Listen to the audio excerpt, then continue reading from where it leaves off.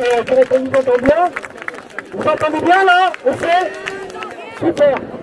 Alors on est là aussi parce que quelque part, on est en train de faire une révolution. Oui, pas la révolution à la Macron, hein, comme il a marqué sur son livre, vous vous souvenez, il a écrit sur son livre, révolution. Et lui, il a entendu dans le sens faire une révolution, c'est-à-dire faire un tour complet pour revenir au départ. Voilà ce que ça voulait dire, révolution chez Macron. Une révolution, ça veut dire le peuple se révolte parce qu'il n'accepte plus d'être écrasé, d'être contrôlé, dirigé par des gens qui, il faut bien le dire, et je parle en connaissance de cause, à la base je suis psychanalyste, je fais beaucoup de formations, etc. Je peux vous dire que ce soit Sarko, que ce soit Hollande, que ce soit Macron, ces gens sont agis par leur propre pathologie. Ils ne sont pas que dirigés par les milliardaires qui les ont mis au pouvoir, je pense à Macron spécialement, tout le monde sait qu'il y avait Xavier Niel derrière, etc. Ils ne sont pas là que pour ça, ils sont là aussi parce que leur pathologie les pousse à essayer d'avoir du pouvoir sur les autres, contrôler les autres, et s'assurer que les gens font comme ils le décident. Souvenez-vous que pour Macron, nous ne sommes rien, et que les gens qui ont réussi selon lui, c'est-à-dire ceux qui ont créé des startups, etc., ils sont tout, et nous ne sommes rien. Alors ça veut dire quoi? Ça veut dire que pour ces gens-là, les gens comme Macron, etc., il y a de l'ambition chez un être humain. Mais l'ambition pour eux, qu'est-ce que ça veut dire? L'ambition pour eux, c'est avoir plus d'argent, avoir une grande maison, avoir de grandes voitures, avoir le reconnu, être reconnu socialement par tous les autres. C'est ça l'ambition pour eux. Ça, c'est pas du tout l'ambition. Ça s'appelle de la pathologie. La seule véritable ambition pour l'être humain, c'est de se connaître de plus en plus, de mieux en mieux. L'immense majorité de nous, dont je fais partie, ne savent même pas vraiment comment fonctionne notre cerveau. Il faut toute une vie pour arriver à comprendre comment ça fonctionne et arriver à faire des choses intéressantes avec notre cerveau. On peut faire des choses extraordinaires. C'est ça la seule véritable ambition pour un être humain. Et celle-là, elle n'a pas de limite. Parce que jusqu'à la fin de notre vie, quelles que soient toutes les connaissances que nous aurons pu acquérir dans tous les domaines, dans le yoga, dans tout ce que vous voudrez, vous n'arriverez jamais à saturer ça quand vous ne connaîtrez jamais suffisamment notre cerveau. Alors, si ça vous intéresse, seulement si ça vous intéresse, je peux vous proposer un petit exercice qui dure seulement 3 minutes, maximum, à la fin duquel je vous poserai une question à laquelle vous ne répondrez pas en public, mais chacun pour soi, individuellement. Je ne sais pas si ça vous intéresse, ça dure 3 minutes maximum. Pour ceux que ça intéresse, est-ce que vous pouvez lever le bras? Ok, bon alors on va le faire. Alors j'ai posé mon panneau, même si je l'aime bien. C'est pas un nouveau panneau, vous l'avez remarqué. D'habitude je fais un panneau nouveau chaque samedi, là j'en ai pas fait un.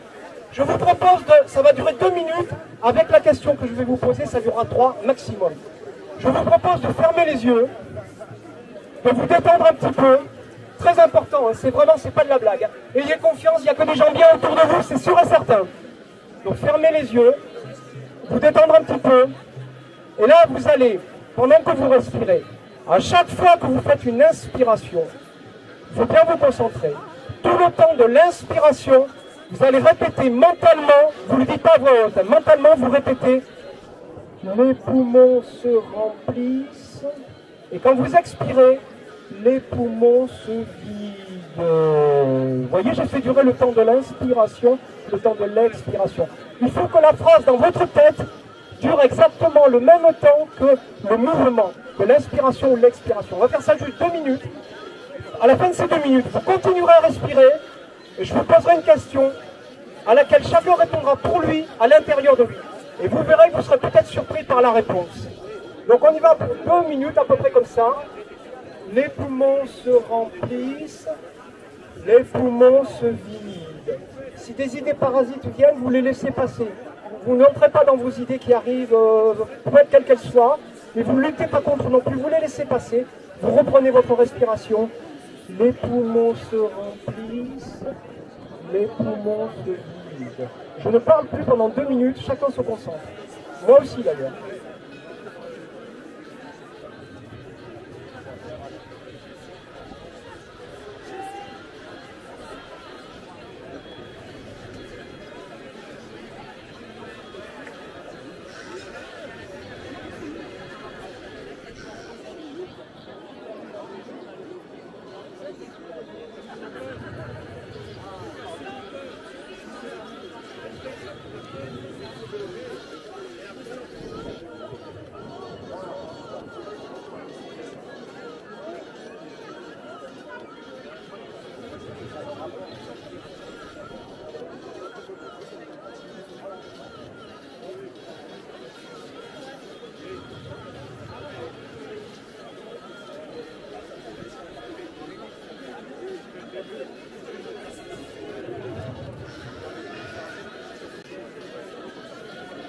continuez la respiration concentrée. Bientôt, je vais vous poser la question. N'oubliez pas, vous continuez à respirer pendant la question.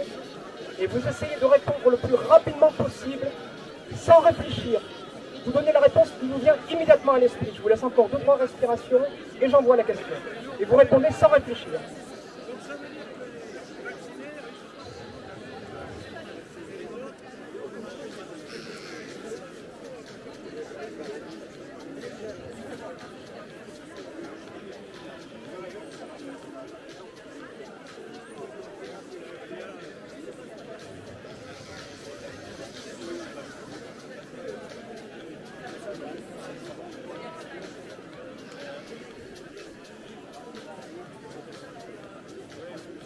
De quoi ai-je le plus besoin aujourd'hui?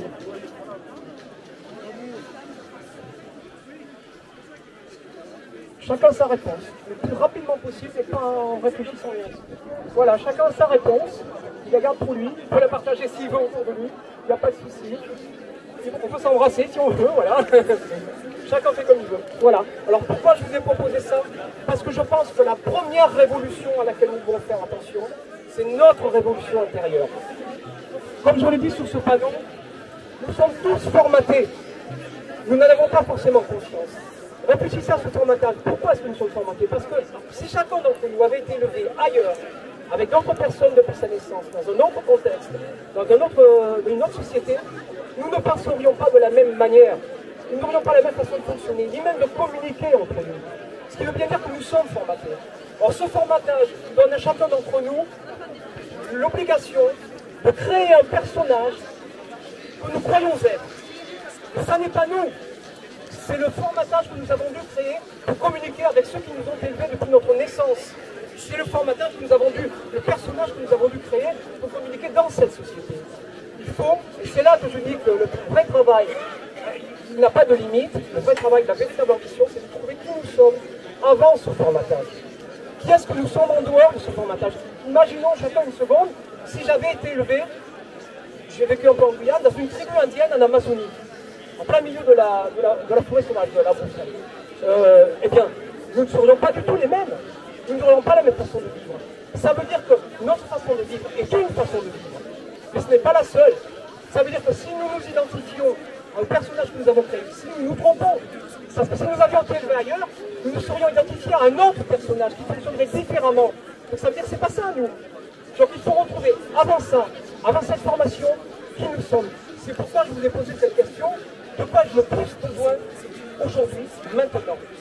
Commencer à se poser ce genre de questions, c'est commencer à entrer dans le chemin de devenir qui nous sommes, de comprendre qui nous sommes, en dehors de ce que l'on nous veut nous faire croire que nous sommes. Si nous gagnons ça, si nous entrons dans ce chemin, ils pourront faire ce qu'ils veulent au-dessus, ils n'arriveront pas à nous faire de mal. Parce que quand on commence à être vraiment soi, du moins être sur le chemin de vraiment soi, on ne peut pas nous faire du mal. On ne peut pas nous détruire. Même si nous mettons en garde à vue, comme c'est arrivé, ça m'est arrivé, même s'ils nous gardent, etc., même s'ils nous font des procès, ils ne peuvent pas nous détruire. Nous devons devenir nous-mêmes pour être plus forts qu'eux. Parce qu'eux ne sont pas eux. Tous ces gens sont esclaves d'une pathologie qui les pousse à vouloir contrôler les autres, avoir du pouvoir, tout ça. C'est malade. Les gens sains n'ont pas besoin de ça. Quelqu'un qui est sain, qui est bien dans sa peau, il faut juste être heureux. C'est tout. Et quelqu'un qui est heureux, eh bien, il a envie de partager son bonheur avec les autres. Et naturellement, ça se fait. Et il ne veut rien imposer aux autres. Il veut juste leur faire profiter de ce que lui, il a trouvé, de ce qu'il a compris. Et il propose. C'est ce que je fais. Je vous propose ce que j'ai mis des décennies à comprendre. Je n'ai pas fait que du canalier, j'ai fait aussi du yoga, j'ai fait de la thérapie en groupe, j'ai fait du bun, bon, je ne vais pas entrer dans les détails. J'ai fait un travail de psychologie chinois qui s'appelle, bon, je sais pas, le Chan. Beaucoup de choses comme ça. Et je continue. Et jusqu'à mon dernier souffle de vie, je continuerai à travailler sur moi. Car je pense que c'est ça la seule véritable action de l'être humain. Et si nous entrons dans ce chemin, nous serons plus forts qu'eux. Et je vous aime tous.